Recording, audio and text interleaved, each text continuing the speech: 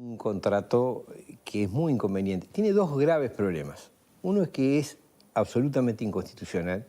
Es decir, el Poder Ejecutivo de la época, cuando se firmó ese contrato, actuó totalmente por fuera de sus facultades, comprometió cosas que no puede comprometer, que significan poner en riesgo la soberanía nacional y los recursos naturales del Uruguay. Y el segundo aspecto es que es un pésimo negocio para el país. Es un negocio en el cual el país pone entre 4 y 5 mil millones de dólares, le va a costar en todo el periodo, y no lleva un peso de utilidad, ni un peso ni un dólar. La población poco a poco se va dando cuenta, a medida que estas cosas avanzan, se van dando cuenta del tipo de problemas que nos trae. Para empezar, estamos en un momento económico dificilísimo. Tenemos las clases suspendidas, la atención médica ahí, el país endeudándose, y vamos a contraer nueva deuda. Si ya contrajimos parte y vamos a contraer más para construir el ferrocarril que lo va a usar la empresa exclusivamente. No solo la empresa. Sí, señor. Que no. El contrato dice que la vía del ferrocarril tiene que estar a disposición de UPM las 24 horas del día, 365 días del año. Eso significa que cuando UPM la quiere usar, nadie puede usarla.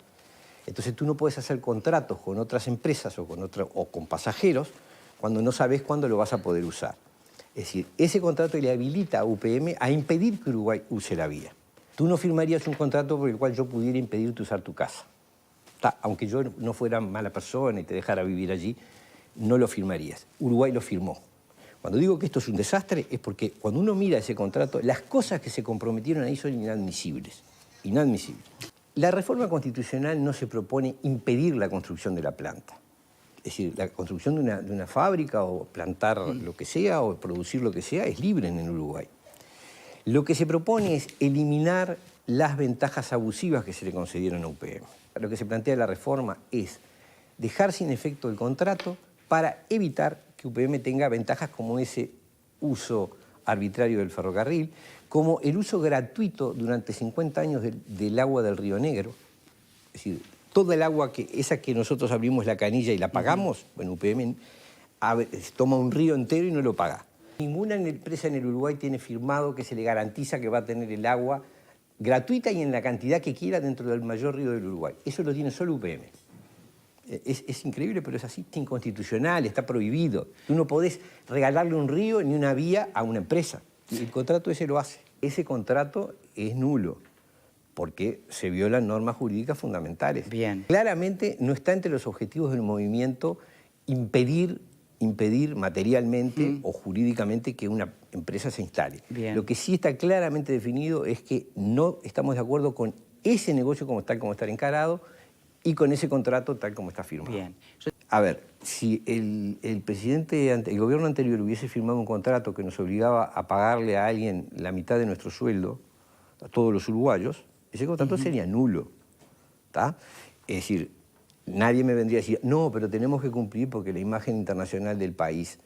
No, cuando un contrato es nulo, cuando se disponen cosas que no se pueden disponer, ese contrato debe ser anulado. Es decir, es inválido y debe ser declarado nulo. Esta es una causa que no tiene nada de partidario. Y no. Hemos arrancado con un gobierno de un signo y seguimos con un gobierno de otro signo, entendiendo que es inconstitucional e inadecuado para el país. Es solamente en 3 hipótesis. Cuando se establece el sometimiento a jurisdicción extranjera, cuando las obligaciones que asume el Estado uruguayo exceden el periodo de gobierno, y cuando se les concede a una empresa estabilidad jurídica. Esto es la garantía de que ninguna ley la va a afectar. Bien. Algo que no tiene ninguna otra empresa uruguaya ni extranjera. Dicho de otra manera, en criollo, es transparencia y que todo el Parlamento y cada uno de los integrantes que ocupan sillas allí estén al tanto de la negociación. Claro, porque... ¿Qué es lo que no pasó con esta negociación? En este negocio no pasó. Esto se hizo prácticamente en secreto. Se publicó recién cuando estaba ya firmado. El Parlamento no lo discutió antes, no lo analizó antes. Eso aprovechando un vacío que hay en la Constitución que no regula las condiciones en que el Estado puede firmar contratos con empresas. ¿Cómo el Poder Ejecutivo va a poder garantizarle a una empresa que el Parlamento no le va a votar una ley que le modifique X condición, que no le va a crear un impuesto, que no le va a regular de alguna manera? Eso no se puede hacer por 50 años. Eso es una intromisión del Poder Ejecutivo sobre el Parlamento de los próximos 10 periodos de gobierno. No, eso es inconstitucional. Y la reforma esta lo que hace es perfeccionar, es decir, complementar el espíritu de la propia Constitución. Usted sabe bien que todos los gobiernos tienen prohibido establecer gastos, disponer gastos para después de su periodo de gobierno. Perfecto. Entonces, ¿qué es lo que hizo este gobierno y han hecho otros gobiernos? Sí, sí. Una trampa. Es decir, no pueden poner en la ley de presupuesto se pagará tanto. Entonces, ¿qué hacen? Firman un contrato con una empresa. Entonces, lo que no puedo hacer directamente por una ley lo hago a través de un compromiso con una empresa privada. Bueno, eso no puede ser. Es un tema de democracia esencial. Si yo puedo, en 5 años soy gobernante y puedo comprometer al país por 50 años, Ahora, ¿qué es lo que pueden resolver los gobiernos que vengan después?